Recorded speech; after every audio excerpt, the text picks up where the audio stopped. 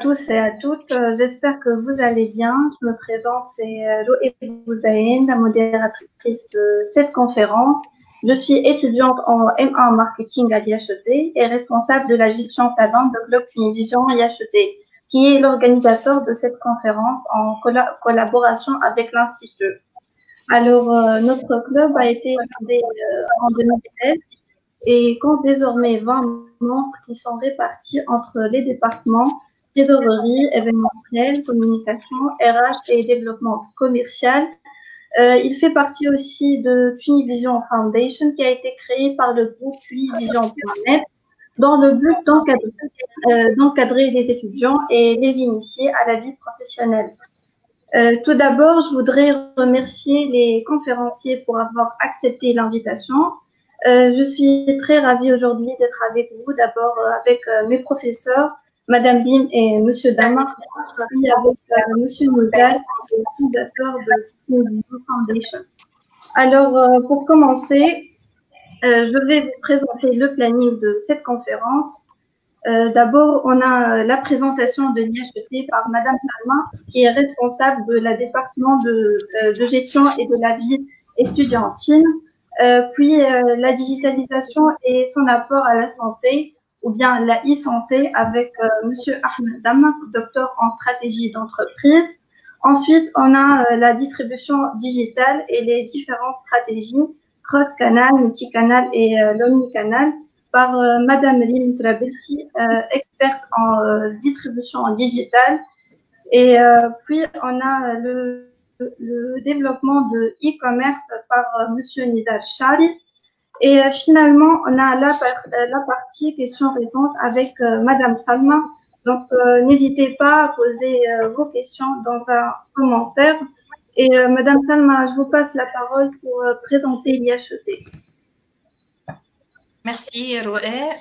Bienvenue à tout le monde. Une petite présentation de l'IHET.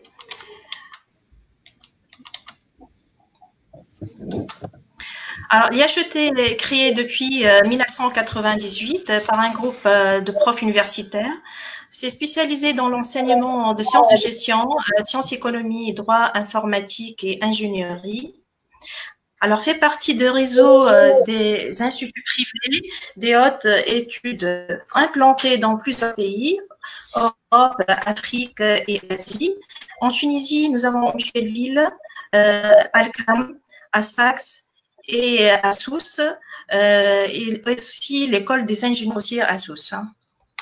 Alors, les diplômes, nous avons des licences en sciences de gestion, spécialité management, finance, marketing et aussi comptabilité. Aux sciences économie, nous avons commerce et finances internationales, banque, assurance, au niveau de l'informatique et au niveau de droit privé et public. Alors, au niveau de master, nous avons 18 masters à peu près. Donc, nous avons au niveau de finance. Donc, la plus connue, c'est l'ingénierie financière et aussi risk management. Alors, nous avons au niveau de la comptabilité, master en comptabilité et aussi CCA. Au niveau de marketing, nous avons plusieurs choix de master. Master et communication, marketing digital, marketing et commerce international. Alors, au niveau de management aussi, nous avons plusieurs spécialités, management des ressources humaines, tourisme et hôtelier, management des affaires stratégiques. Et nous avons aussi, troisième cycle, informatique et droit.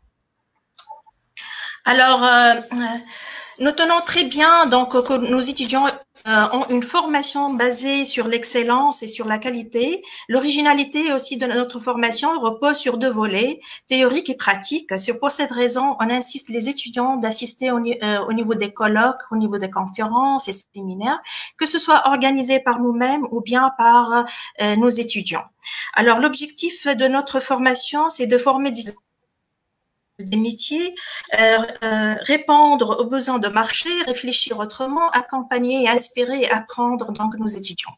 Alors, les acquis de notre de l'apprentissage se base sur 3 points, savoir et savoir-faire et savoir-être. Donc, savoir sur la base des matières et programmes donnés, donc savoir-faire sur les pratiques de nos étudiants sur des logiciels, des visites d'entreprise, sur les salles de marché aussi, et savoir-être renforcé par les activités de nos clubs. Alors, les clubs que nous avons Heart Prize, Club Tunivision, et nous avons aussi IHT Incubator, Club Radio, Events, Club Massir. Nous avons d'autres clubs aussi, Club des langues, Club de théâtre, Inactus, GCI.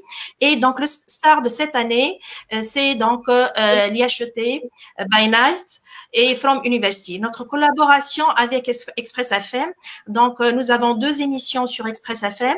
From University, chaque mercredi de 15h30 à 17h, est animée par nos étudiants.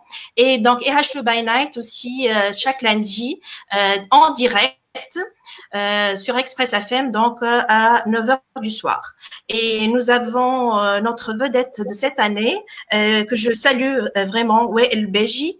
Il est tout de suite embauché dans une boîte com, suite à l'émission EHE by Night, et il anime plusieurs émissions. Bravo Wael, félicitations, on est très fiers de vous.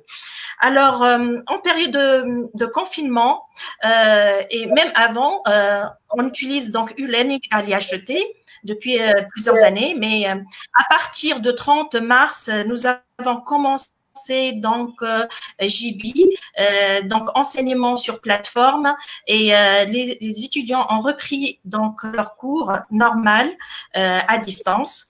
Et donc maintenant, on est en période de révision. Donc aussi, nos étudiants vont suivre les révisions en ligne directe. Donc l'objectif, c'est vrai, il y a une innovation pédagogique, il y a une volonté de notre part et de la part des enseignants, de la part aussi de nos étudiants. Alors c'est une nouvelle manière de communication suite à cette pandémie. Alors l'objectif de l'IHE, c'est d'accompagner nos étudiants vers la réussite de l'année universitaire 2019-2020. D'où la nécessité de la digitalisation de l'enseignement, et d'où l'objet de notre conférence aujourd'hui. Merci. Merci Madame Salma. Alors comme vous le savez, la digitalisation englobe tous les domaines, même la santé. On parle aujourd'hui de la e-santé ou bien la santé électronique. Monsieur Damar, je vous laisse la parole pour nous parler de cette nouvelle sorte de digitalisation. Merci Loué, merci à Club Tunivision et à l'IHE de m'avoir invité à cette conférence. Je suis heureux aussi de voir qu'il y a beaucoup de personnes qui ont sacrifié notre sacro-sainte sieste ramadanesque pour assister à une conférence, qui prouve que les gens sont intéressés par l'échange d'informations en Tunisie. Donc l'idée, c'est que cette crise du coronavirus, du Covid-19, a amené aujourd'hui, par la force des choses et par la distanciation sociale qu'elle a amenée, finalement une réflexion, des changements de pratiques et voire parfois une digitalisation à pas forcer en Tunisie pour nous amener à réfléchir nos pratiques dans tous les domaines. Madame Salma parlait tout à l'heure de l'enseignement à distance. On est tous, pour la plupart, en télétravail depuis la maison pour ceux qu'ils peuvent. Je pense que Madame Rim et Sinizar vous en parlez après de comment ça a changé nos pratiques par rapport à faire les courses et comment cela va évoluer dans le futur. Pour ma part, parce qu'aussi c'est en lien avec mes thématiques de recherche, j'ai voulu axer ça sur l'essence même de la crise, qui est par essence une crise sanitaire. Donc au départ, le Covid-19, avant tous les impacts que ça a eu sur l'économie, c'est une crise de santé. Et donc ma vision, ça a été d'essayer de voir comment la digitalisation a été et sera et peut être une réponse et sera une réponse à ces problèmes de santé, notamment en temps de pandémie. Donc moi, je vais vous exposer quelques exemples d'outils digitaux, de digital, de numérique, d'objets connectés, d'intelligence artificielle qui sont utilisés à l'heure actuelle dans le monde de la santé, mais aussi voir un peu de prospective sur ce qui va évoluer dans le futur. Et enfin, comme la crise a malheureusement beaucoup touché les personnes âgées par différents points que j'évoquerai plus tard, je ferai un petit focus sur ces outils digitaux, comment ils sont utiles pour aider les personnes âgées dans ce genre de période. Donc voilà. Donc, si je commence par la gestion même de la crise du Covid-19, on a vu dans plusieurs pays, dont la Tunisie, l'utilisation de nouveaux outils, d'outils numériques qui ont aidé finalement à essayer de gérer au jour le jour la crise. On peut citer comme exemple les chatbots, par exemple, qui ont été développés par des startups tunisiennes qui sont capables de converser, de répondre à certaines questions à des personnes inquiètes pour alléger les services de secours, qui ont été capables même d'établir des pré-diagnostics. On a vu en Tunisie l'utilisation ou la tentative d'utilisation de drones équipés de caméras thermiques pour prendre les températures des personnes à large échelle. Vous voyez, ça, c'est des outils qui ont été utilisés. On peut voir d'autres outils dans d'autres pays. Par exemple, en Corée du Sud, il y a eu le développement de caméras dans la rue qui sont équipées d'outils d'intelligence artificielle. Et cette caméra est capable, dans une foule de personnes, de repérer les personnes qui ne portent pas un masque dans les zones où les masques est obligatoire. Et donc ça, on arrive à ça. Aujourd'hui, en Europe, la grande discussion, c'est sur le développement d'une nouvelle application smartphone qu'on va essayer d'implanter dans le maximum de smartphones d'Européens possibles sur la base du volontariat. Comment elle va fonctionner? Vous allez mettre cette application sur votre smartphone, vous allez lui donner accès à votre Bluetooth. Et quand vous serez dans la rue, à tout moment, cette application va se connecter avec les autres applications qui sont installées dans les autres smartphones. Et si vous êtes détecté ou testé comme porteur du Covid-19, en ayant recours aux informations enregistrées par cette application, on pourra très vite trouver toutes les personnes avec lesquelles vous avez été en contact sur les derniers jours du moment où vous avez été incubé par la maladie et donc les tester elles-mêmes. Et ça permet finalement d'avoir des tests à plus large échelle, plus ciblés, pour pouvoir finalement voir l'étendue et l'évolution de la maladie. Vous voyez, donc ça, c'est quelques outils qui sont utilisés aujourd'hui à l'heure actuelle, qui ont été utilisés pour gérer la crise du Covid-19. Maintenant, la réflexion, c'est continuer vers le futur. Il faut que cette pratique et cet acte de la digitalisation ne s'arrête pas à la gestion de la crise, mais ça doit nous amener une nouvelle réflexion sur nos pratiques même au niveau de la santé. Donc, on a commencé à voir cette question de digitalisation, comment elle peut aider, mais on peut réfléchir dans le futur, notamment au développement de tout ce qui est télémédecine, téléconsultation, par exemple. On a vu là, avec les cabinets médicaux qui ont été fermés, beaucoup de médecins ont mis leur numéro de téléphone sur Facebook pour que les gens puissent appeler, se renseigner, mais c'est pas suffisant. Il y a quelques plateformes en Tunisie qui essaient de développer la téléconsultation, mais c'est encore en balbutiant. En fait, l'idée, c'est quoi? C'est pouvoir consulter un médecin de chez vous. Ça peut être utile en temps de pandémie où les cabinets sont fermés, mais surtout aussi dans les zones où qu'on va appeler des déserts médicaux où il y a peu de médecins et donc ça peut être une solution où on peut consulter directement en ligne un médecin. Il y a deux freins à cela qui ont été détectés dans les recherches. Le premier frein, c'est les équipements, puisqu'il faut être équipé d'un ordinateur ou d'un smartphone avec une bonne qualité de caméra, mais même ça ne suffit pas parce que le médecin, pour vous ausculter, a besoin de prendre votre tension, votre pouls. Donc, il faut que vous ayez le matériel nécessaire chez vous. Et l'autre frein, c'est le côté un peu avec manque d'humanité, trop virtuel, que les gens n'apprécient pas. La solution qui a été trouvée à ça, et je pense que c'est une solution qu'on devrait envisager en Tunisie, dans certaines zones rurales en Europe, on a fait de la téléconsultation, mais en se basant sur le réseau des paramédicaux ou des pharmacies. Ça se passe comment? Dans une infirmerie ou dans une pharmacie, on va avoir une toute petite pièce ou une cabine réservée à cela. Et donc, le malade va prendre rendez-vous chez l'infirmier et l'infirmier va l'installer face à la caméra. Il sera en contact avec le médecin, donc on est sûr de l'équipement. Mais en même temps, l'infirmier, voire le pharmacien, pourra, sur instruction du médecin, prendre le pouls, prendre la tension, faire les palpations nécessaires, etc., etc. Donc, vous voyez comment on peut… À travers cela, peut-être que demain, on pourra envisager de la téléconsultation, soit en cas de pandémie, mais encore une fois, dans certaines zones où on a un problème d'accès à un médecin et un manque de cabinets médicaux, ça peut être une solution. Encore plus, cela va se développer avec l'évolution de la technologie parce que si on prend les actes médicaux, aujourd'hui, quasiment beaucoup peuvent se faire par Internet et notamment même la chirurgie. Vous avez beaucoup de robots chirurgicaux aujourd'hui qui sont utilisés dans les cas de chirurgie très délicates. Aujourd'hui, le chirurgien tient les manettes de ce robot chirurgical, mais on pourrait envisager dans le futur que cela se fasse plutôt en ligne où le robot soit connecté et le chirurgien de chez lui, de son cabinet, puisse le piloter avec son smartphone. Le gros frein à cela aujourd'hui, c'est le temps de latence parce que dans vos réseaux Internet 4G, il y a un petit temps de latence. Vous devez le voir quand vous faites, je sais pas, un appel WhatsApp ou Messenger avec un ami. Il y a toujours parfois une demi-seconde, une seconde entre ce que vous dites et le moment où il le reçoit, ce qui peut provoquer parfois des quiproquos. Mais imaginez le chirurgien qui a une demi-seconde de décalage entre ce qu'il voit à sa caméra et là qu'il va faire. Ça peut avoir des impacts catastrophiques. D'où aujourd'hui, on mise beaucoup sur la nouvelle norme 5G qui va se développer et qui va quasiment faire disparaître ce temps de latence et qui va faciliter encore plus les actes médicaux en ligne. Donc ça, c'est par rapport à la téléconsultation. Mais je voulais voir encore plus dans le futur comment le monde va changer parce que la manière dont on approche la médecine, les tests, les analyses, les auscultations vont changer à travers les nouvelles recherches qui sont menées. Vous avez aujourd'hui des laboratoires de pharmaceutiques, mais surtout des grandes entreprises high-tech comme Google qui travaillent sur de nouveaux objets spécifiques, par exemple des lentilles connectées. Vous allez porter une lentille sur votre œil qui, en temps réel, va pouvoir calculer votre taux de diabète, votre pression sanguine, etc., etc. Aujourd'hui, ces mêmes laboratoires et entreprises de la high-tech travaillent sur des pilules connectées. C'est-à-dire que dans le futur, on va prendre des pilules qui seront équipées d'un microprocesseur.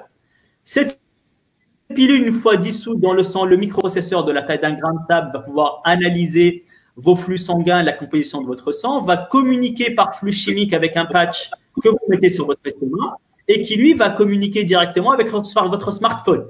Et donc, là, ça permettra de détecter de manière plus fluide, plus rapide des maladies, puisqu'il y a des études médicales qui montrent que la composition chimique du sang va changer 2 à 3 jours avant que vous ayez les symptômes d'une maladie. Et donc, demain, peut-être, au lieu d'attendre de faire un test en laboratoire, d'attendre les résultats, on va vous dire, allez, de manière régulière, prenez cette pilule et vous allez recevoir un message sur votre smartphone disant, attention, dans 2 jours, tu vas tomber malade. Ça peut sembler de la science-fiction comme ça, mais ça existe déjà. Il y a déjà, depuis 2 ans, un laboratoire pharmaceutique américain qui a mis sur le marché une pilule connectée. Pour l'instant, le seul rôle de cette pilule, c'est de vous dire que vous avez bien pris votre médicament. D'ailleurs, vous prenez cette pilule et vous allez recevoir un message par contre disant vous avez pris votre médicament. Ça peut sembler bête comme ça, mais c'est très utile pour les personnes avec des déficiences mentales, enfin les personnes âgées qui oublient de prendre des médicaments qui sont vitaux pour eux. Donc, imaginez demain, tu prends la pilule et tu reçois sur ton smartphone le médecin ou une personne mode de votre famille, monsieur untel a pris sa pilule ou son médicament à tel moment. Vous voyez, donc ça, c'est le futur et comment un exemple de ce que peut évoluer. Enfin, moi, je voulais vous parler d'autre chose, c'est que, et ça fait partie de la recherche, c'est que cette crise, malheureusement, a touché surtout les personnes âgées. Évidemment, on a vu que ces personnes âgées ont été touchées par le taux de mortalité, mais même ceux qui ne sont pas touchés par rapport à ça ont été touchés par l'éloignement. Comme on est obligé de garder une distanciation physique pour ne pas les contaminer, beaucoup de personnes âgées se trouvent isolées, livrées à elles-mêmes, et là, c'est problématique en termes de soins, en termes de prise en charge.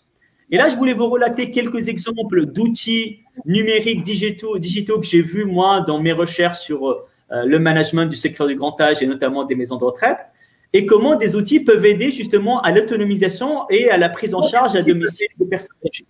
Je vais citer quelques exemples rapides. Je peux parler de startups qui ont développé des petites puces qu'on va mettre avec un sparadrap sur l'épaule de la personne âgée et qui va être un capteur de chute connecté. Dès que la personne chute ou a une mauvaise posture, elle va envoyer un message. Il y a même des entreprises de maroquinerie qui travaillent sur des chaussures connectées avec des capteurs de mouvement et qui peuvent corriger automatiquement la posture de la personne âgée dès qu'on voit qu'elle est en déséquilibre pour éviter qu'elle chute.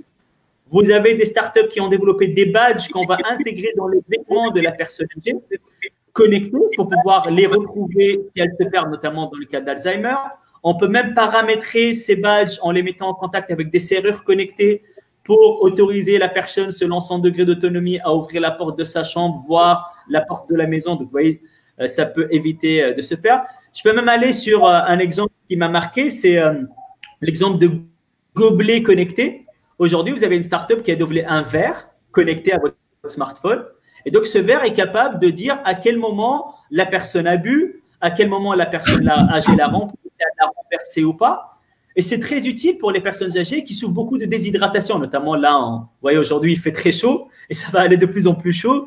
Et le problème des personnes âgées, c'est qu'elles ne pensent pas forcément à s'hydrater. Donc, il faut être constamment à côté d'elles pour les inciter à boire.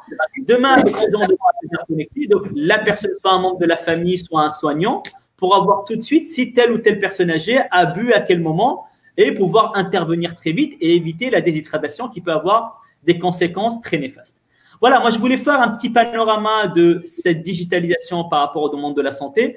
Et je pense vraiment qu'en Tunisie, il faut mettre le paquet et réfléchir sur ça. On a suffisamment de startups en Tunisie qui sont capables de développer ça. En Tunisie, on peut faire ça. C'est pas forcément très coûteux de réfléchir sur ces outils. Malheureusement, en Tunisie, sur les dernières années, on a pris beaucoup de retard en termes de santé. Pas au niveau de formation, parce que l'avantage qu'on a, c'est qu'on a un corps médical très bien formé. Et finalement, vous voyez, on l'a même exporté en Italie dans le cas de la crise du Covid. Moi, qui habite régulièrement en France, vous pouvez pas aller dans un hôpital français sans trouver 3, 4, 5 médecins tunisiens là-bas. Donc, la formation, on n'a pas de problème. Ce qui nous manquait, c'est les infrastructures au niveau des hôpitaux. Et on l'a vu, la crise du Covid nous a montré le nombre très restreint qu'on a de lits de réanimation. Par exemple, peut-être que demain, il faudra peut-être acter beaucoup sur la e-santé et la santé digitale pour ne pas prendre du retard. Juste pour finir, il ne faut pas se dire que c'est une vue de l'esprit parce que ça existe déjà, on le teste déjà. Pour vous donner un ordre d'idée, déjà en 1992, la première expérience de télémédecine a été conduite en Tunisie. On était en radiologie et on a fait une téléradiologie avec des échanges de données informatiques en temps réel entre les hôpitaux de Gbelli, Gafsa et l'hôpital de Marseille.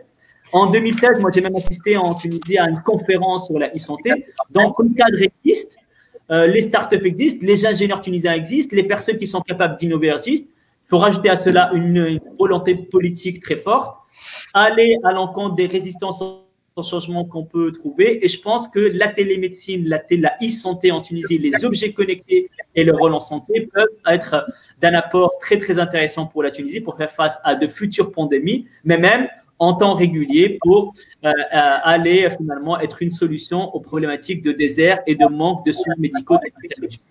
Voilà, moi je voulais vous parler de la santé. Il y aura d'autres thématiques développées par Madame Rim et Sinizar et je serai à votre disposition en fin de conférence pour répondre à vos questions et un plaisir pour échanger avec vous. Merci. D'accord, merci Monsieur Damar, c'était très enrichissant et surtout à propos d'intelligence artificielle, d'objets connectés et de la télémédecine qui s'est développée aujourd'hui. Comme vous avez dit, ça peut aider les personnes malades et les personnes âgées qui sont les principales victimes malheureusement de cette crise. Donc, cette pandémie a aussi créé un climat commercial très difficile et les entreprises aujourd'hui sont confrontées à de nombreux défis et surtout avec la fermeture des établissements physiques et l'isolement des gens chez eux.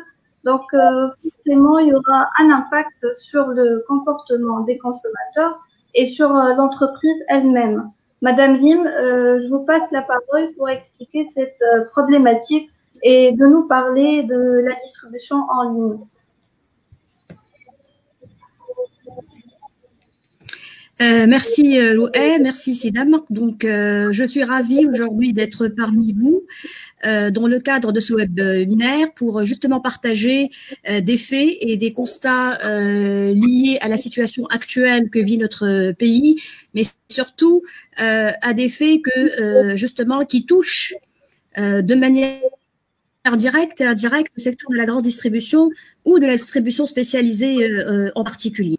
Alors moi je suis enseignante donc chercheur à l'ESSEC Tunis et je travaille c'est-à-dire sur mes recherches particulièrement sur le développement et le bouleversement justement de ce champ du secteur de la distribution, que ce soit offline ou online, parce que avec il y a quelques années, avec l'arrivée des enseignes internationales sur le territoire tunisien, il y a eu beaucoup de changements, notamment la concurrence, et donc la concurrence a toujours des bienfaits. Et notamment, actuellement, nous sommes en train de vivre une situation un peu, on va dire, exceptionnelle, délicate et difficile. Là, comme on dit, à chaque crise, il existe des innovations.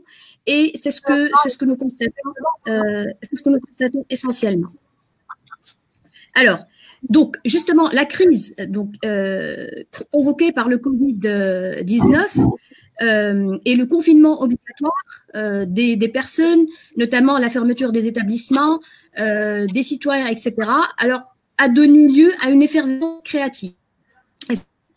Cette donc effervescence, créatisation, non plus une opportunité, mais justement une réalité qui est capable de pousser vers l'avant notre pays dans tous les secteurs.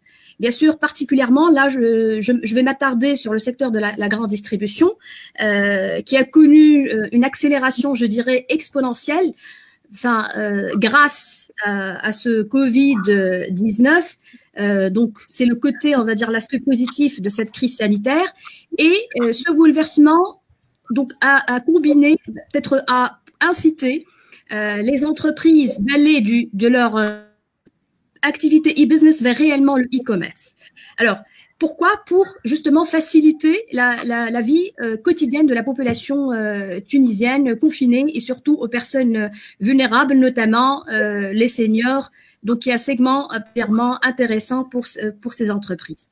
Alors, donc, dans ce cadre, nous constatons que plusieurs enseignes, c'est-à-dire des distributeurs, alors aussi bien le commerce traditionnel, c'est-à-dire les détaillants, ou le commerce de la grande distribution généraliste ou spécialisée, qui se sont mobilisés et qui ont pris des initiatives pour offrir des services à des personnes confinées et vulnérables afin de pouvoir s'approvisionner, puisque c'est impossible de se déplacer, notamment d'une part.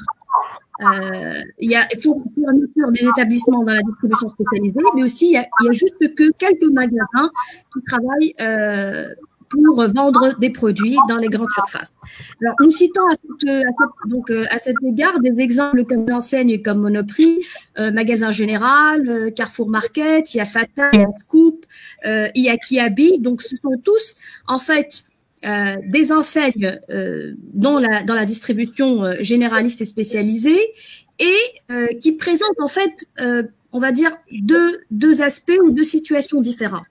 Et on a ceux qui sont c'est-à-dire qui disposent de sites web, et c'est ces sites web qui sont vitrines des enseignes de la grande distribution et qui sont aujourd'hui ouverts tout en respectant les conditions donc de protection, les gestes barrières, etc., pour pouvoir permettre à ces personnes, à ces clients de circuler, mais aussi d'autre part, pour la minorité, bien sûr, qui vient de circuler, pour d'autre part, il y a des magasins qui sont fermés.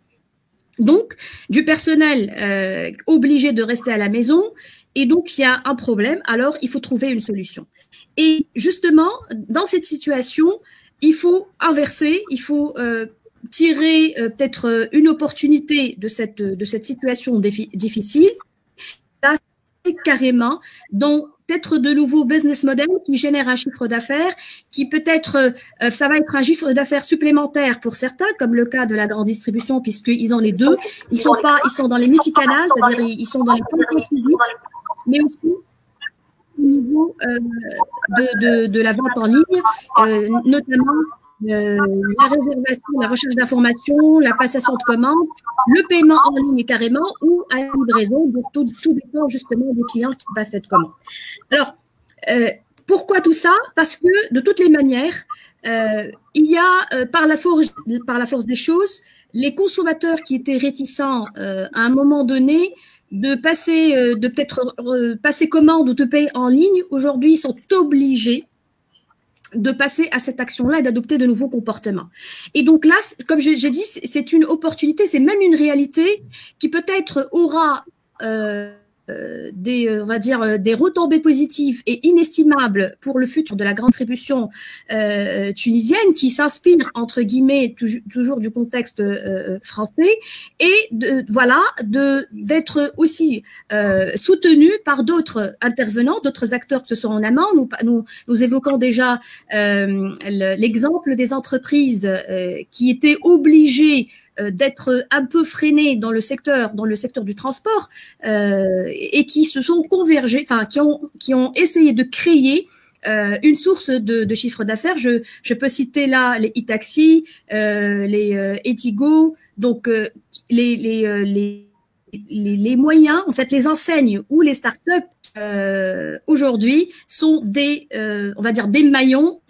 Le client confiné, ce citoyen confiné et l'enseigne ou le commerce pour pouvoir acheminer l'approvisionnement ou les courses jusqu'au consommateur à domicile. Alors là, qu'est-ce que je peux dire aussi, c'est-à-dire que réellement le consommateur aujourd'hui obligé à être full digital par moment, c'est-à-dire faire toutes les étapes c'est-à-dire jusqu'à ce qu'ils arrivent à acheter le produit, le fait en ligne. Ce qui n'était pas vraiment quelque chose de très fréquent, surtout pour pas mal de segments.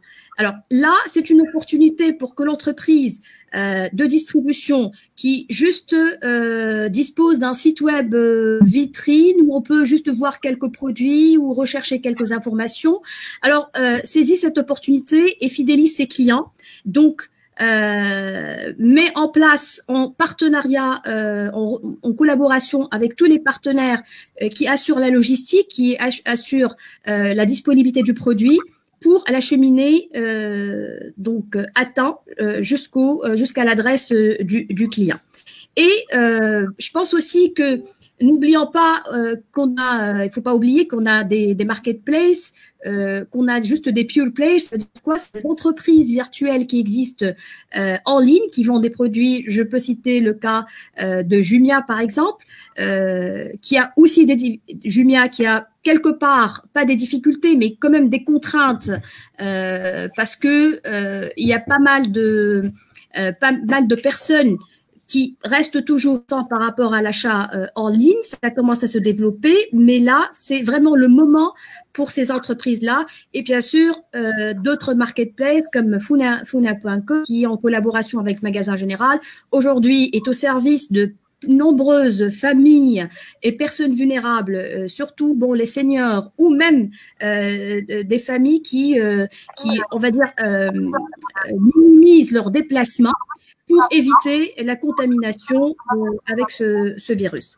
La question, en fait, ici que je voudrais aussi soulever, ou le point que je voudrais soulever, c'est que certes, l'entreprise de distribution aujourd'hui, elle a une priorité. La priorité, c'est de renforcer ses activités parce que de toute façon, cette crise-là, bientôt, on s'en sortira dans un mois, dans 2, dans 3. Mais il faut pas s'arrêter là. Il faut que les entreprises prennent au sérieux la réorganisation de leur structure, la réflexion de réfléchir sur leur stratégie. Et de ce moment, on a une opportunité, il y a un potentiel, il y a un segment qui peut être attiré, que ce soit un segment déjà qui achète et donc on va le fidéliser, ou un segment qu'on doit conquérir pour en fait avoir cette activité, ce qu'on appelle multicanal, voire même cross-canal, parce que le multicanal, c'est-à-dire que l'entreprise ait un point de vente physique et un site web en ligne, et elle essaie d'offrir peut-être ou d'avoir 2 offres différentes pour chaque segment. Alors, et à partir au fur et à mesure du développement de son activité et l'efficacité de son business model, de son modèle économique, l'entreprise peut croiser ses canaux, c'est-à-dire considérer qu'elle a plusieurs segments, plusieurs clients, c'est-à-dire c'est des motivations pour acheter en ligne ou en magasin. Donc, elle va leur offrir la possibilité de choisir le canal sur lequel il voudrait faire passer sa commande et payer en ligne. C'est sûr que là, je reviendrai un petit peu sur l'aspect communication parce que aujourd'hui, ce que nous remarquons, que plus les entreprises sont beaucoup plus axées sur l'aspect communication, réseaux sociaux, digital, et pour attirer des clients, pour permettre justement cette recherche d'informations en ligne. Mais je pense que communication et distribution sont indissociables et que là, réellement, l'entreprise devrait justement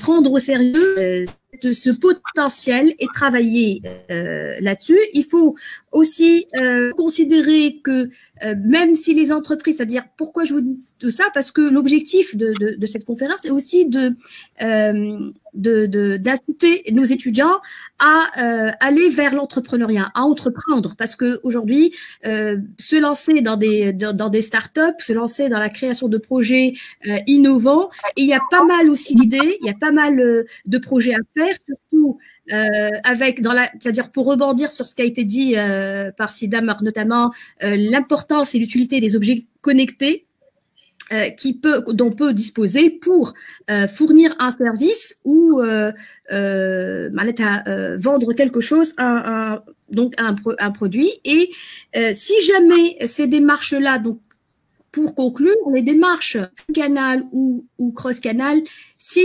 aujourd'hui on sent ce changement, cette accélération, un rythme exponentiel doit se maintenir dans le temps, et même si ces décisions de vouloir faire des partenariats avec des enseignes, que ce soit au niveau de la logistique, c'est-à-dire que ce soit aussi au niveau des manières d'approvisionner, de livrer, que ce soit le drive, ou que ce soit en ligne, ou là, il faut que vraiment, c'est des choses qui viennent en réaction à ce virus, mais il faut les étudier, les revoir et les prendre au sérieux pour pouvoir mettre en place une stratégie dans la distribution digitale.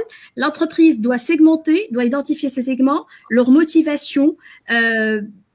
Bien sûr, là, je peut-être laisser le côté environnement, on va dire le macro-environnement, notamment le secteur de la monétique, peut-être si Nisa Chahali pour en parler davantage, parce que là aussi, il faut qu'il y ait une facilitation par les banques pour pouvoir passer ou développer davantage le e-commerce.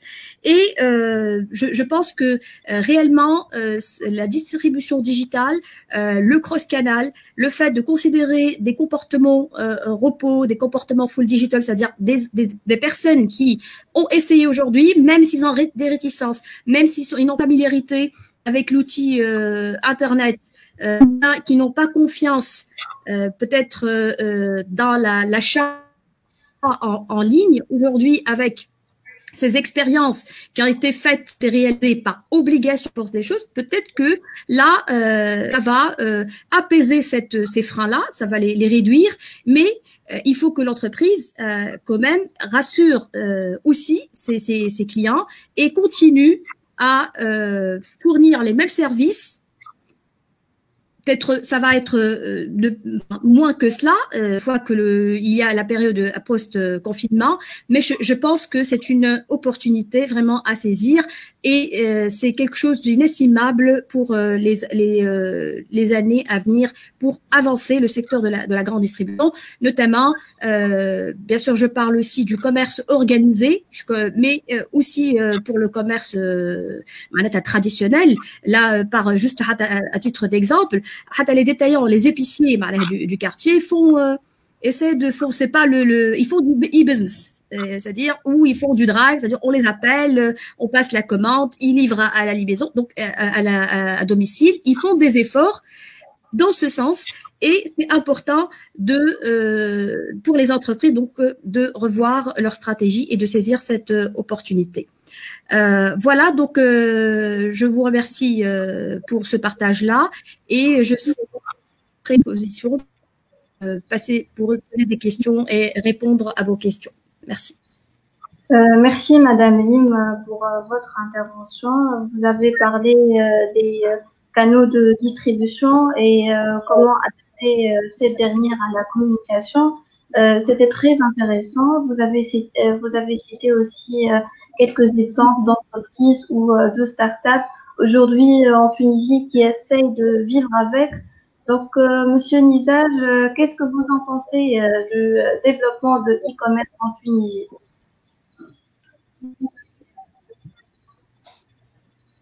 Premièrement, عسلامة مرحبا بكم الجماعة الكل إن شاء الله رمضانكم مبروك. Ça m'a fait énormément plaisir de participer à ce webinaire organisé par le Club Univision et HET. C'est une opportunité encore de parler des bienfaits du digital. C'est un sujet qu'on a commencé depuis quelques années, mais je dis bien grâce au Covid-19, il est au cœur donc de la discussion mondiale en ce moment. C'est une opportunité, visiblement, que nous offre le Covid-19 pour changer nos habitudes et développer d'autres leviers économiques. Probablement, le digital sera, à partir de cette année charnière, un mouvement extraordinaire partout dans le monde, parce qu'avant, on avait le choix. Aujourd'hui, grâce une autre fois à ce Covid-19, on n'a plus le choix, on doit digitaliser tout. Donc, bien sûr, chaque invention humaine a des bons côtés et des mauvais côtés. On a parlé avec Sam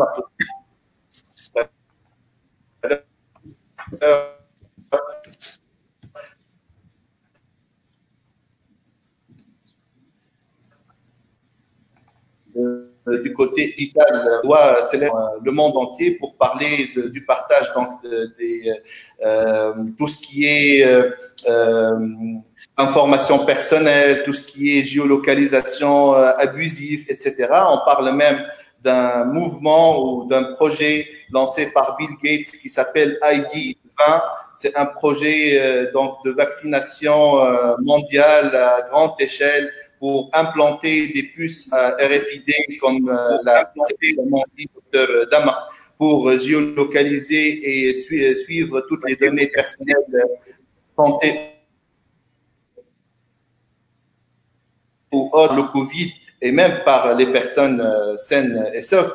Ceci dit, il y a aujourd'hui un grand mouvement de contestation de ce projet ou de ce genre d'utilisation du digital pour atteindre donc les libertés personnelles. Il y a même un mouvement à la Maison Blanche, une grande pétition qui a été signée de presque 500 000 personnes pour éviter ce genre d'utilisation.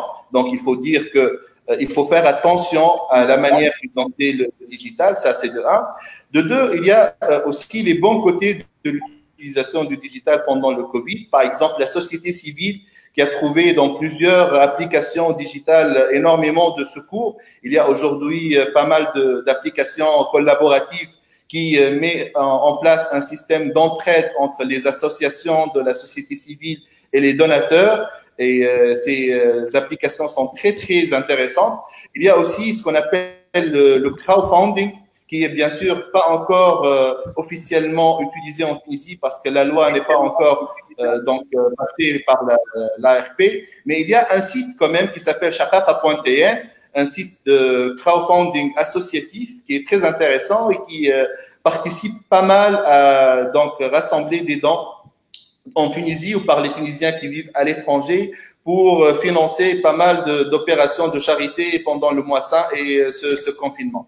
Maintenant, passons à la chose la plus importante pour moi, en tout cas, c'est ce développement subit donc du e-commerce, du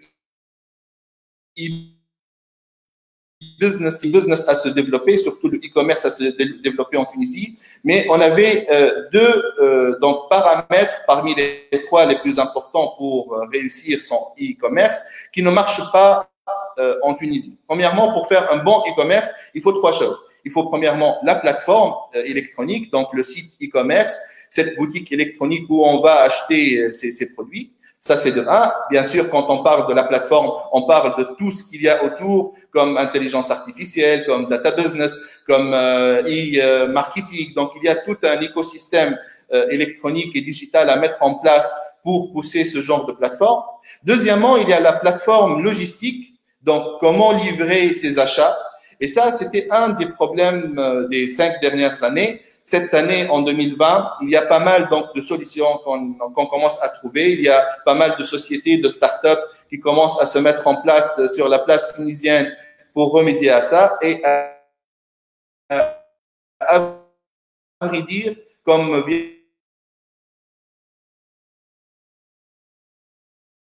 vient de le dire Madame Ali, du coup 9 à solution. Donc, Intigo, qui était au début un service de taxi-scooter, s'est rapidement transformé en service de delivery Et là, derrière, ils préparent carrément une marketplace pour la vente en ligne. Et ça, c'est une chose extraordinaire. Il y a par exemple les taxis numériques comme Yassir, par exemple, une application qui a vu le jour lors des derniers mois, aussi s'est transformée en Yassir Food et qui a permis aussi de transformer les choses en e-business et en delivery de e-business. Il y a l'application Mon Resto qui était il y a 2 ou 3 ans une application donc de delivery de restauration. Aujourd'hui, elle s'est vue développer pas mal d'autres services à l'intérieur de la même application, comme un service de coursier en ligne, etc. Donc, on voit que cette crise est une sorte d'accélérateur, une sorte d'agitateur de ce secteur. La troisième chose importante pour le e-commerce, bien sûr, c'est la partie monétique. À vrai dire, ça reste toujours une partie assez problématique. Et ça, c'est dû probablement aussi à un retard politique et institutionnel. Parce que aujourd'hui en Tunisie, même si on parle énormément de digitalisation, de préparer dernièrement, hier, on a parlé du e-wallet qui vient d'être lancé par le ministère donc, des technologies de l'information. Mais entre nous, il y a pas mal de startups dans la fintech qui travaillent depuis quelques années maintenant et qui sont en train de développer pas mal d'applications très intéressantes de e-wallet ou de paiement mobile ou autres qui n'ont pas eu jusqu'à maintenant l'autorisation officielle d'agir.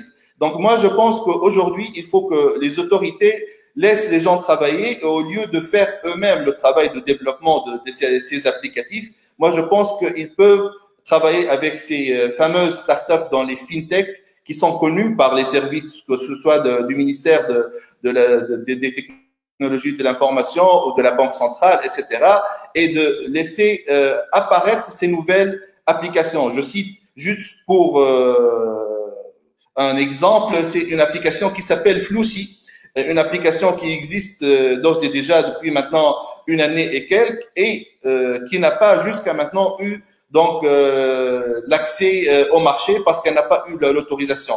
Comme il y a aussi 4 ou 5 autres acteurs du marché qui sont en train de développer des applications pareilles et qui auront permis probablement aussi durant cette crise à faciliter les échanges parce que avoir un mobile payment aujourd'hui, par exemple en Tanzanie ou en Éthiopie, ça a facilité énormément les choses. Aujourd'hui, il y a dans des pays africains des gens qui reçoivent leur salaire carrément dans des e-wallets sur leur téléphone portable et ils payent tout, que ce soit par transmission USSD ou carrément par utilisation NFC qui sont partout dans tous les nouveaux smartphones aujourd'hui et qui permettent de juste utiliser donc le téléphone portable comme une sorte de porte-monnaie et on peut payer pas mal de choses comme ça. Donc, il faut dire 2 ou 3 choses pour vraiment essayer d'être clair sur ce sujet. Premièrement, il faut considérer le Covid-19, ce confinement, cette crise comme une opportunité pour pousser tous ceux qui sont dans le domaine de l'IT, du marketing, de la finance aussi, de penser à des nouveaux outils d'utilisation du digital dans la vie courante du Tunisien. Aussi, ça va pousser le Tunisien qui est en général très peureux, qui a peur d'utiliser sa carte bancaire, qui a peur d'utiliser les outils numériques de paiement parce qu'il n'a pas confiance tout simplement. Cette crise va lui permettre aussi, malgré lui, d'avoir confiance donc, dans ce paiement et ça demandera aussi plus de sécurité parce qu'il faut penser à la cybersécurité et c'est un domaine très important où on doit se développer, où nos étudiants, nos chercheurs doivent encore creuser parce que sans sécurité cybernétique, on peut pas être donc dans la sûreté et dans l'assurance de faire des transactions normales. Et dernièrement, il faut aussi l'éducation à l'utilisation du numérique. Et ça, c'est le rôle, bien sûr, de nos différentes universités, facultés, etc. C'est le rôle de la société civile, mais c'est le rôle aussi des outils de l'information, les médias, qui doivent participer à faciliter l'utilisation des outils donc numériques partout en Tunisie. Pour clôturer ma présentation et mon intervention, moi, je pense qu'aujourd'hui, le gouvernement a un grand rôle à jouer donc dans la poussée et le développement du digital en Tunisie par la facilitation, la simplification des ordres, dans des lois, de l'utilisation de tout ce qui est digital et numérique en Tunisie. Aujourd'hui, on a besoin d'avoir une signature électronique fiable. On a besoin de services administratifs électroniques. On a besoin de faciliter l'accès aux services du gouvernement via son mobile, comme ça existe en Émirats Arabes Unis, aux États-Unis, au Japon, etc. Aujourd'hui, quand on voit des petits pays comme, je sais pas, les pays de l'Europe de l'Est qui se sont transformés en des pays digitaux à 100%, je pense qu'un pays comme la Tunisie a énormément de chances d'avoir un système éducatif très intéressant, un système universitaire très intéressant. Aujourd'hui, on a de très, très bons ingénieurs, on a de très, très bons chercheurs. Laissons-les faire, facilitons-leur la tâche et surtout, ouvrons-le grâce à des lois faciles, la possibilité de digitaliser notre petit pays. Et on a tous à gagner parce qu'on va travailler pas qu'en Tunisie, mais partout dans le monde grâce au digital. Merci. Merci, Monsieur Nizar, pour votre intervention. Alors, comme vous avez dit, on n'a plus le choix aujourd'hui, d'où la nécessité importante de la digitalisation et l'innovation même pour répondre à ces besoins exigeants du consommateur. Maintenant, on passe à la partie questions-réponses avec Madame Salma. Vous pouvez également écrire questions-réponses dans un commentaire. Donc, Madame Salma, je vous laisse la parole pour poser la première question. Merci, Roué. Merci pour votre intervention, Monsieur Ahmed. Merci aussi pour Monsieur Nizar et Madame Rim. Vraiment, c'est très riche comme intervention. Alors, je vais commencer donc dès le début. Je vais commencer. Donc, les questions donc sont adressées, je crois. La première question, je vais sélectionner la première question. C'est notre collègue enseignante à l'IHET, Madame Feriel. Alors, ne pourrait-on pas parler de la distanciation physique plutôt de la digitalisation? Ne permettrait-elle pas, au contraire, un rapprochement social, un nouveau moyen de nous connecter les uns aux autres? Voilà donc la question de Madame Feriel. Si je peux me permettre de commencer par la réponse, on a souvent dit que les outils digitaux et tout ce qui est digital rapprochent ceux qui sont loin et éloignent ceux qui sont proches. Grosso modo, c'est-à-dire que ça nous permet de mettre avec des personnes qui sont très éloignées. Moi, vivant à l'étranger, évidemment, ça a changé notre vie, tous les outils qui nous permettent de voir nos, comment dirais-je, nos proches à travers l'online. Mais le problème, c'est que ça peut rajouter une barrière de distance avec les personnes auxquelles on aurait pu juste se déplacer pour les voir. Évidemment, c'est un nouveau monde. Le contact physique reste toujours quelque chose d'agréable de voir la personne, de discuter avec elle. Mais évidemment, ça peut créer de nouveaux liens sociaux. Et d'ailleurs, si on prend le monde du travail, le télétravail qui a souvent été vu comme un frein et beaucoup d'entreprises disaient ça marchera jamais, il faut toujours qu'on se voit. Beaucoup d'entreprises voient que beaucoup de choses peuvent se traiter de manière plus efficace en télétravail. Et je pense que dans beaucoup de domaines, dans l'enseignement et l'éducation, on ne revivra pas dans les entreprises, dans les écoles de la même manière post-Covid qu'on a maintenant et qu'il y aura forcément une dose de télétravail, de digital, de travail à distance qui va rentrer dans les mêmes dans le futur. J'aimerais bien aussi parler un peu de cette question que je trouve un peu philosophique, chère Madame Feriel, parce que ce genre de questions nous pousse un peu à penser au-delà du digital, parce que en fait, grâce au digital, est-ce qu'on est réellement connecté ou on est de plus en plus séparés? En fait, c'est une question que les gens qui travaillent sur l'éthique du digital se posent chaque jour, parce qu'on se dit, grâce au digital, aujourd'hui, on se connecte de plus en plus. Mais on voit aussi qu'on est en train de vivre de plus en plus seul avec son écran.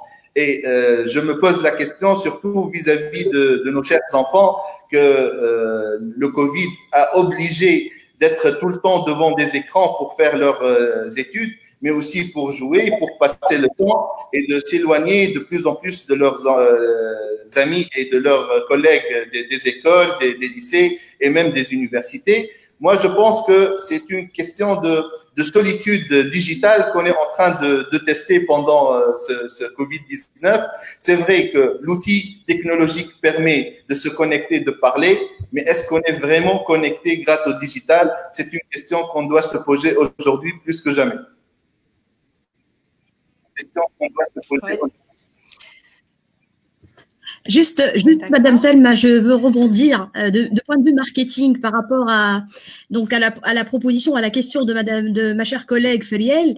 Alors là, je pense que ce qui a été, c'est un propos en fait que les entreprises doivent prendre en considération parce que c'est dangereux. Vous savez, le rapprochement social peut-être avoir un impact positif ou négatif du moment où on parle de communauté. Et là, l'entreprise en tant que marque ou l'enseigne en tant que marque doit justement essayer de contrôler son rapprochement social parce que, vous savez, quand on partage quelque chose de positif, et ça c'est le marketing viral, donc ça va être diffusé de manière exponentielle.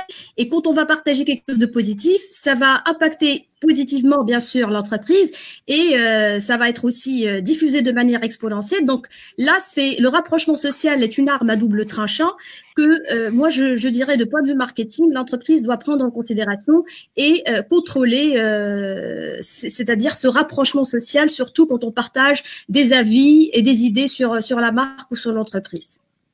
Voilà. D'accord. Bon, il n'y a pas une question, mais bon, c'est une question quand même. Je vais passer, mais au niveau de l'économie. Hein.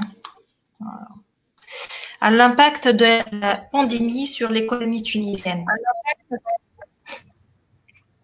Je pense que l'IHET a organisé la semaine dernière une conférence, un webinaire. Oui. Qui parlait de ça. On n'est pas économiste forcément, mais quand on voit finalement des pays, si je prends en référence un pays comme la France, où on estime aujourd'hui uniquement sur le premier trimestre, qui a vécu uniquement 2 semaines de confinement, une récession de l'ordre de 6% de l'économie, et on estime avec les 2 mois, on va arriver à une récession qui s'approche de 8%. Évidemment, l'impact sera très important sur l'économie tunisienne, mais il y aura aussi des possibilités de se dire, est-ce que cet impact-là ne doit pas nous amener il nous a mis le nez devant différentes problématiques qui nous ont amené à digitaliser des procédures, à réorganiser nos bases de données, notamment par rapport aux aides sociales. Peut-être que oui, ce sera un recul, mais ce sera peut-être un mal pour un bien qui va nous permettre de voir quels sont les secteurs nécessaires. Il y a aussi l'impact positif qu'il peut avoir. Toute l'Europe a vu que sa dépendance en termes de livraison par rapport à la Chine lui a provoqué beaucoup de problèmes au moment de cette pénurie par rapport aux médicaments, par rapport aux masques. Et peut-être qu'ils vont finir par se retourner vers leurs partenaires plus traditionnels et plus proches comme la Tunisie. Et donc, peut-être que oui, aujourd'hui, il y aura un impact négatif, mais il faudrait savoir tirer les opportunités de cette pandémie-là qu'on verra dans le futur pour l'économie tunisienne. Donc, ça dépend des créneaux, ça dépend donc des activités. Donc, il y a ceux qui sautent sur l'occasion, ils peuvent en profiter au niveau des changements. Et il y a aussi ceux qui sont créatifs et ils sautent sur les opportunités. Et aussi, il y aura une grande place pour l'économie du savoir. J'ai remarqué le savoir. Donc, maintenant, on parle de l'économie du savoir plutôt que d'autres économies. Alors, on va passer à Monsieur Firas. Donc, quelle est la différence entre digital et numérique? J'ai répondu à certaines questions sur le live, sur les commentaires. Grosso modo, il n'y a pas réellement de différence. L'usage, c'était qu'en français, l'Académie française préconisait le numérique, alors que le digital, c'était le terme anglo-saxon. Maintenant, l'usage, c'est d'utiliser les deux comme synonymes. D'accord. Bon, il y a plein de questions. Je vais choisir une autre.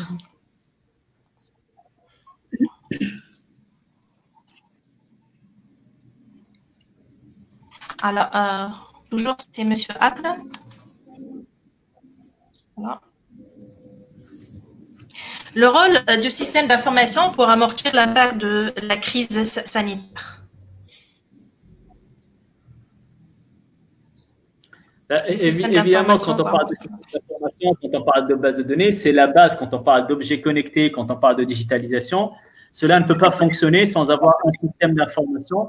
Et quand on parle de système d'information, c'est à la fois les outils, leur usage et les informations qui sont mises dedans. Et on a vu, par exemple, ne serait-ce qu'au moment de la distribution des aides sociales des 200 dinars, les problématiques qu'on a eues au départ parce qu'on n'avait pas une réelle base de données actualisée des personnes qui sont censées être récipiendaires de ces recettes. Et on a réussi à travers des initiatives d'ingénieurs tunisiens à développer des éléments par téléphone, par SMS pour essayer de détecter, d'envoyer des SMS aux gens pour leur dire à quel moment ils peuvent aller récupérer leurs aides. Et je pense que ça, c'est la prochaine étape. Et moi, je crois beaucoup à ce qu'a dit Sinisa Chari par rapport à tout ce qui est monnaie mobile, avoir des portefeuilles numériques sur les téléphones. Tout Tunisien a un téléphone. Aujourd'hui, on est habitué à charger notre téléphone directement en USSD le Hamas. On sait tous comment faire de transférer de l'argent d'un téléphone à l'argent d'un proche. Là, pourquoi on peut pas payer avec ça, ce qui semble complètement logique. Donc, aujourd'hui, on a dit, voilà, on va envoyer un SMS pour que les gens puissent avoir un code pour retirer de l'argent directement dans les distributeurs sur les téléphones. Ben, ça, il faut le généraliser, mais cela ne pourra arriver que le jour où on aura des bases de données vraiment fiables au niveau de toute l'administration, l'État tunisien et les entreprises tunisiennes.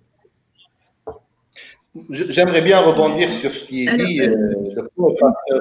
Franchement, moi, je pense que clairement, cette année 2020 et cette crise du Covid-19 est une année charnière. C'est une crise charnière.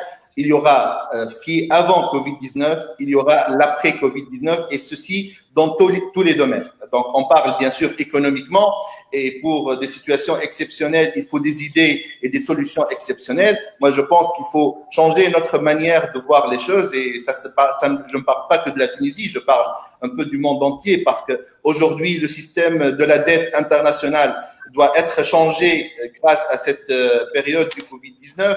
On doit penser comment, au lieu de taxer plus le citoyen qui n'a plus de quoi manger, à développer des systèmes pour éliminer la dette extérieure surtout et la dette internationale. Et ça, il faut vraiment que les politiques, encore une fois, soient là pour penser d'une manière positive et d'une manière différente. Ça va être aussi un changement dans l'éthique mondiale. Aujourd'hui, on a vu que si on n'est pas une population solidaire, si on n'est pas une population qui pense les uns aux autres, on est une population qui va s'éteindre. Aujourd'hui, il faut vraiment mettre en place des systèmes de solidarité de plus en plus développés parce qu'on ne pourra plus vivre tout seul dans ce monde connecté comme on le sait tous. Et troisièmement, ce développement digital de plus en plus accru, moi, je pense que ça sera une année de début de nouvelles technologies. Aujourd'hui, il faut qu'on pense à l'après-Covid. Aujourd'hui, c'est clair, par exemple, que cette crise du corona a fait un grand problème mondial du prix du baril de pétrole. On a tous remarqué ça.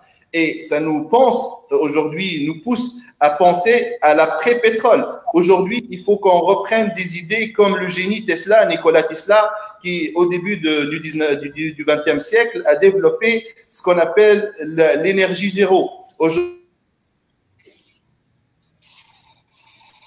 il faut qu'on ouvre nos laboratoires de recherche pour développer les technologies de demain. Aujourd'hui, par exemple, on a un grand problème avec les compagnies aériennes. Est-ce que les avions d'aujourd'hui seront les avions de demain? Comment on va penser au transport aérien demain? Parce qu'aujourd'hui, c'est clair qu'on a un problème de ce système de transport aérien. Il faut tester des nouvelles technologies antigravitationnelles. Aujourd'hui, est-ce qu'on utilisera l'hyperloop de Elon Musk ou on va vers la télétransportation que développe aujourd'hui Mark Zuckerberg avec des sociétés de RD?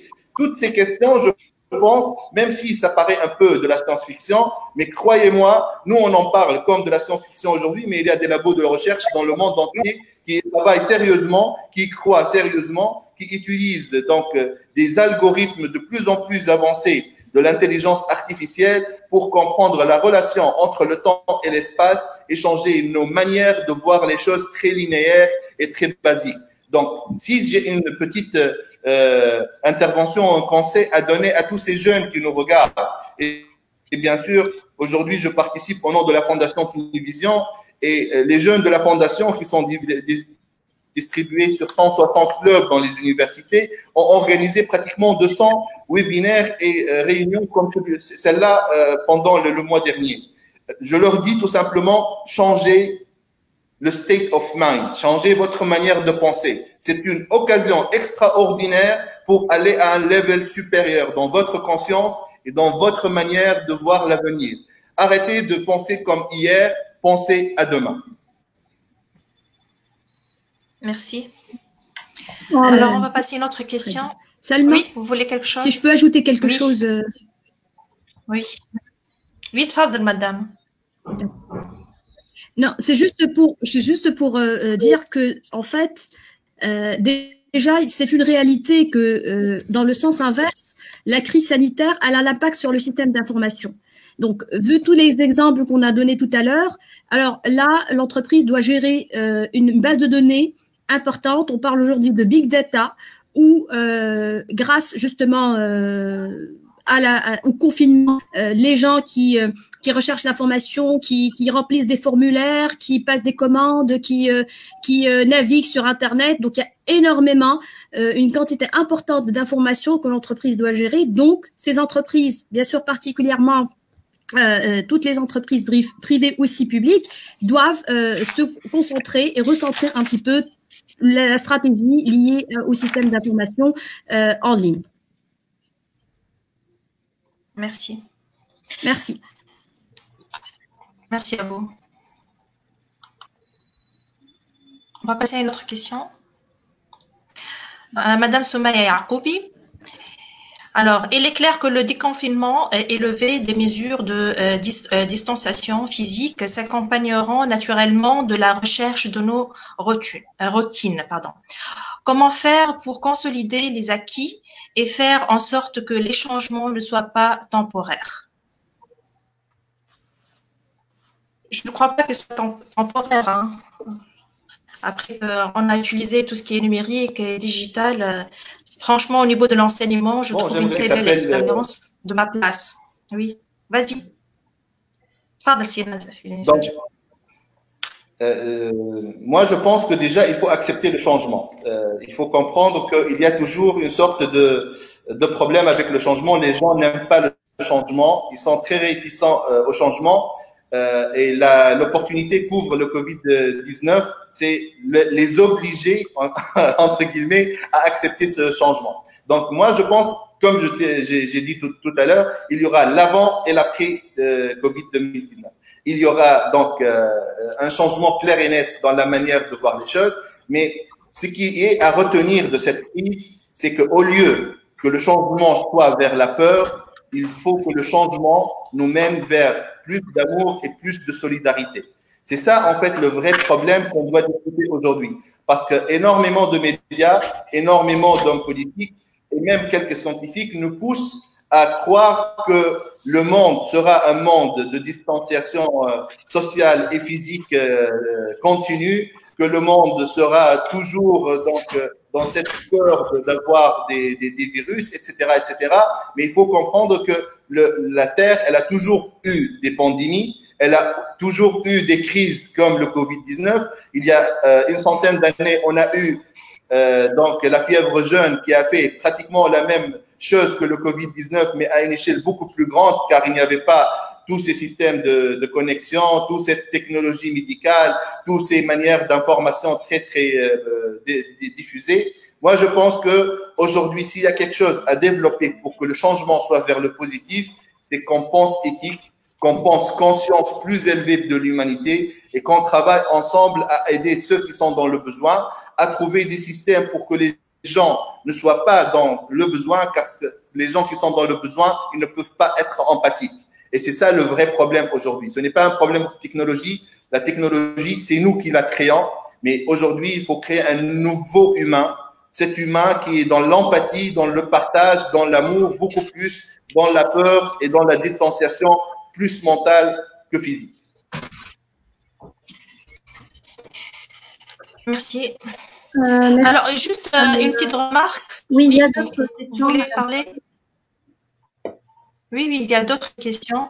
Mais juste une petite remarque de Madame Amel, c'est pas une question, mais je trouve une remarque pertinente.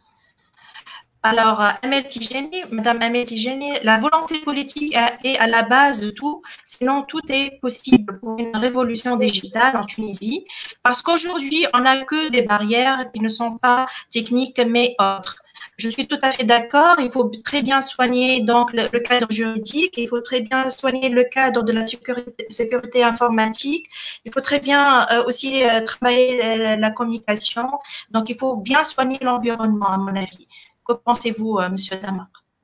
Absolument d'accord. Et j'ai vu même dans les commentaires quelqu'un qui a parlé de l'administration, parce que le problème aussi, c'est une inertie dans l'administration, donc il faut amener cela. Mais je pense que c'est des habitudes, ça va aller petit à petit. Et je prends un exemple, les personnes qui ont vu qu'ils étaient capables aujourd'hui d'avoir leur manhaj tima'i par un SMS et aller le retirer directement dans n'importe quel distributeur d'argent sans carte bancaire, est-ce que demain, elles réaccepteront de refaire la queue pendant 1 heure à la poste pour le retirer, alors que la solution existe et a prouvé son efficacité? Donc, je pense que des pratiques qui ont été mises en place, qui ont montré leur volonté, vont finalement s'ancrer. Donc, c'est à la volonté politique, comme dit Madame Emel, et à l'administration de suivre pour avancer.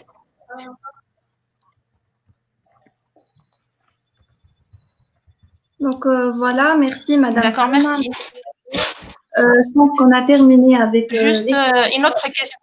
Ah, d'accord. Non, juste une petite question, d'accord? Juste Madame Samson. Alors, une dernière. Alors, comment composer le rôle du professionnel? Oui. Comment composer le rôle de professionnel vente, conseil, accompagnement, suggestion dans le cas de e-commerce? Pour Madame Lim, cette question. Oui. Très bien. Donc, je remercie Madame Lili pour sa question. Justement, alors, je parlais tout à l'heure de la stratégie multicanal cross-canal. Alors, multicanal, c'est le fait de séparer par peur de cannibaliser, c'est-à-dire l'une des activités. Cela veut dire quoi? Cela veut dire l'offre au niveau du magasin, mais pas vraiment l'offre qu'on fait sur le site. C'est-à-dire si l'entreprise, à partir d'un moment donné, elle maîtrise déjà efficacement, c'est-à-dire ces approches-là, c'est ce qu'on appelle en fait le web to store, c'est-à-dire là proposer des choses pour aller voir dans les magasins. C'est utilisé par pas mal d'entreprises de distribution. Je vous donne à titre d'exemple une anecdote, en fait, une situation dans laquelle je me suis trouvée il y a 2 jours. C'est que en consultant le catalogue en ligne de Carrefour, j'ai trouvé des promotions. D'accord? Donc, qui sont avec les dates, etc. En allant sur place pour acheter et pour profiter de la promotion, le personnel n'était pas au courant et ils m'ont dit on n'a pas de catalogue.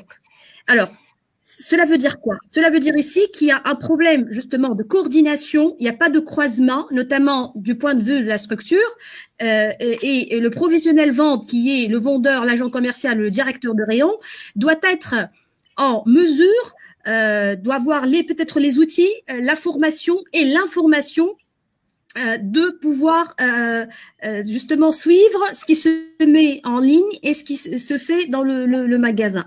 Alors, ici, je ne vous cache pas, la stratégie cross-canal est une stratégie qui est quand même une stratégie un peu délicate et complexe. Donc, je suppose que aujourd'hui, les entreprises doivent déjà réussir leur stratégie multicanal, notamment si on peut aller vers le drive, c'est-à-dire passer, déjà beaucoup d'enseignes le font, il suffit de passer la commande en ligne et d'être livré dans le parking de la grande surface pour autant avoir la possibilité de se déplacer dans le magasin. D'accord, juste payer et partir. Ça, c'est très pratique. Ça permet aussi, ça évite la contamination dans l'ère du Covid-19, etc. Je pense que il faut doter le professionnel vente des outils, donc outils, je dirais, devices comme la tablette, où il y a une base de données, où il pourra avoir des informations sur ses clients. Il pourra avoir une commande, par exemple, qui est passée en ligne, il doit être transféré systématiquement sur sa tablette pour qu'il puisse c'est-à-dire se comporter de manière à ce que le client soit satisfait, que ce soit en ligne ou dans le point de vente. Donc, je pense que l'entreprise, c'est son rôle de faire attention et de restructurer son organisation, de revoir sa stratégie et de ne pas dire, voilà, j'ai un site web, j'ai des réseaux sociaux, ils cherchent l'information, ils passent commande et puis c'est tout. Non. une fois qu'on a des défaillances, le client va ne plus avoir confiance. C'est-à-dire tout à l'heure, on a dit comment on va revenir à nos routines. On peut ne pas revenir à nos routines si les entreprises font des efforts considérables pour maintenir cette qualité de service, pour maintenir cet engagement à satisfaire le client sur le plan du prix et du produit. Merci. Si je peux me permettre d'ajouter quelque chose et une réponse directe à Sausan. En fait, aujourd'hui, la technologie nous permet de faire toutes ces choses-là directement par des outils numériques. Par exemple, pour le conseil et les suggestions, aujourd'hui, pas mal d'enseignes utilisent ce qu'on appelle les essais en réalité augmentée. C'est par exemple des boutiques de lunettes ou des boutiques de chaussures ou d'autres boutiques même d'ameublement qui permettent aujourd'hui, grâce à des applications AR, Augmented Reality, de faire des tests sur des lieux chez vous ou carrément sur vous-même des différents produits, des différents coloris, etc. Ça existe déjà. Les différentes utilisations des catalogues en ligne, ça a beaucoup d'utilité, mais aujourd'hui, comme l'a dit au début Dr Ahmed, l'idée d'avoir des chatbots, elle est d'une utilité extraordinaire. Aujourd'hui, d'avoir aussi des direct messages à travers les différents réseaux sociaux qu'on fait, Facebook, Instagram, etc. Ça aide énormément. Et n'oublions pas les outils classiques comme la hotline classique, donc des call centers ou simplement conseiller online, par téléphone, qui peut aider énormément à faire les choses d'une façon extraordinaire. Il reste une chose pour les choses qui arrivent chez vous et qui sont pas à votre goût, ou qui sont pas à votre taille. Pas mal de sociétés de logistique aujourd'hui ont développé à l'international la possibilité de récupérer les marchandises qui ne sont pas acceptées par le client. Et il y a des sociétés de vente en ligne qui ont augmenté de 20% leur chiffre d'affaires en proposant la possibilité de donner le choix à l'arrivée de la marchandise chez le client de faire ou bien d'accepter ou bien de rendre la marchandise. Et comme c'est la dernière question, je tiens à remercier les organisateurs de ce webinaire, EHET et Club Univision EHET, et je tiens spécialement à remercier les centaines de personnes qui ont suivi ce webinaire et qui ont interagi sur le live comment ou en direct par des messages ou des questionnements. Et comme on dit chez nous à Univision Foundation, dream big, work hard and think Univision. À très bientôt, j'espère. Je me joins à Nizar pour remercier les organisateurs et ceux qui l'ont suivi. Oui, monsieur. Oui, monsieur Damar. Non, c'est juste pour aussi remercier tous ceux qui ont suivi et les organisateurs. Et ça a été un plaisir d'être avec vous. Merci à vous, Sidamar. Merci pour votre disponibilité. Merci à Madame Rim. Merci à Monsieur Nizar. Oui, Maro. Roé. Voilà, de même pour moi, je remercie tout le monde qui était présent avec nous. Merci. Merci aux participants aussi. Oui, Roé. Moi, je voudrais passer le mot de clôture à Monsieur Nizar Chad. Chérie Taïba. Taïba à tous. Merci. Merci, Aïcha.